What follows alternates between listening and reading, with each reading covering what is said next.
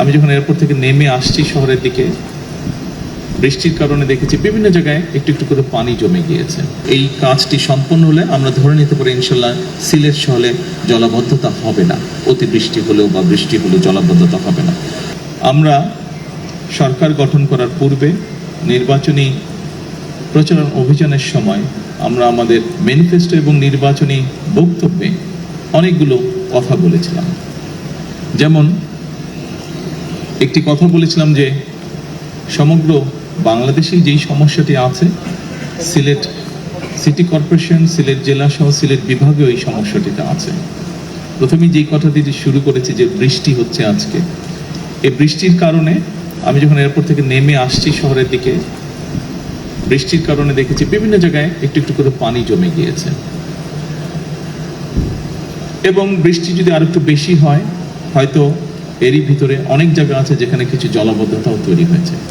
এরই ভিতরে আমরা দেখেছি পাহাড়ি ঢল, অতিবৃষ্টি সবকিছু মিলিয়ে সুনামগঞ্জ এলাকার বিরাট একটি অংশে কৃষকরা বিশেষ করে ক্ষতিগ্রস্ত হয়েছে, তাদের ফসল ক্ষতিগ্রস্ত হয়েছে। সুনামগঞ্জ ছাড়াও আরও যেগুলো হাওর অঞ্চল আছে বাংলাদেশের বিভিন্ন জায়গায়, কিশোরগঞ্জ আছে, নেত্রকোনা আছে, ময়মনসিংহের ওদিকে আছে, এরকম অনেকগুলো জেলায় এরই ভিতরে বিভিন্ন জায়গায় কৃষকরা বিশেষ করে ক্ষতিগ্রস্ত হয়েছে। শহরগুলো তো আছে। কিছুদিন আগে আপনারা দেখেছিলেন চট্টগ্রামের কিছু নিউজ এসেছিল, যদিও সেটার মধ্যে পরে আমরা দেখেছি পুরোপুরি সত্যতা ছিল না। যাই হোক, আমরা দেখেছি অতিবৃষ্টির কারণে জলবদ্ধতা। এই সকল বিষয়কে বিবেচনা করে এর আগে সবচেয়ে প্রথমে খুব সম্ভবত সচিব সাহেব উনি সিলেট সিটি কর্পোরেশনের নাগরিকদের পানির চাহিদা পূরণ করতে গিয়ে একটি কথা বলেছেন যে পরিমাণ চাহিদা প্রতিদিনের পানি, তার অধিকাংশটাই আন্ডারগ্রাউন্ড থেকে ওনারা তুলছেন এই পানিটা।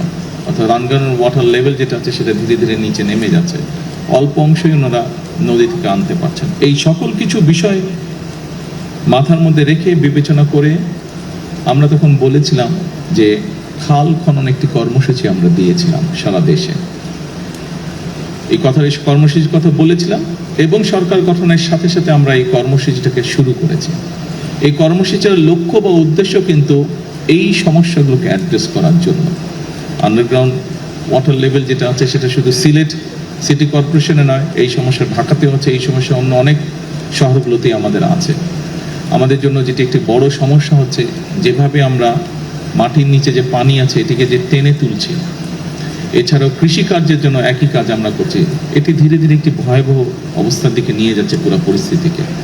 আমরা যদি এই পরিস্থিতিটাকে এখনই অ্যাড্রেস করতে চাই, তাহলে সবচেয়ে প্রথম যে উপায়টি হচ্ছে আমাদেরকে খাল খনন করতে হবে। এবং খাল খননের মাধ্যমে এই যে পানিগুলো, দেখুন বর্ষার সময় যে বৃষ্টির সময় এত পানি আসছে, এত পানি এসে জলাবদ্ধতা তৈরি হচ্ছে, তারপরে আমরা কোনোভাবে পানিটাকে সরিয়ে দিচ্ছি, পানিটা কিন্তু নদী দিয়ে নেমে সমুদ্রে চলে যাচ্ছে, অর্থাৎ এই পানিটাকে আমরা ব্যবহারও করতে পারছি না।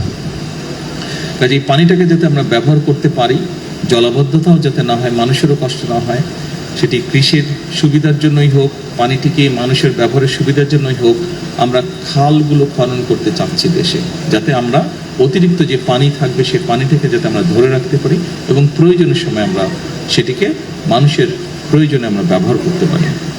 আজকে এই অনুষ্ঠানে আসার আগেই সিটি কর্পোরেশনের জলাবদ্ধতা নিরসনে একটি প্রকল্পের কাজ শুরু হবে, সেটির ভিত্তিপ্রস্তর আমি স্থাপন করে এসেছি।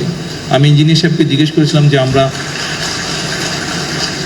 ওনারা যেই প্রেজেন্টেশন দিয়েছেন তার উপরে যেটা আমি বুঝতে পেরেছি যে এই কাজটি সম্পন্ন হলে আমরা ধরে নিতে পারি ইনশাল্লাহ সিলেট শহরে জলাবদ্ধতা হবে না, অতিবৃষ্টি হলেও বা বৃষ্টি হলেও জলাবদ্ধতা হবে না। তবে অবশ্যই এখানে আরেকটি বিষয় আমাদেরকে খেয়াল রাখা প্রয়োজন, যেই সমস্যাটি শুধু সিলেটে নয়, যেই সমস্যাটি আমাদের প্রায় সবগুলো শহরে সামগ্রিকভাবে হয়তো সমগ্র দেশেই আছে।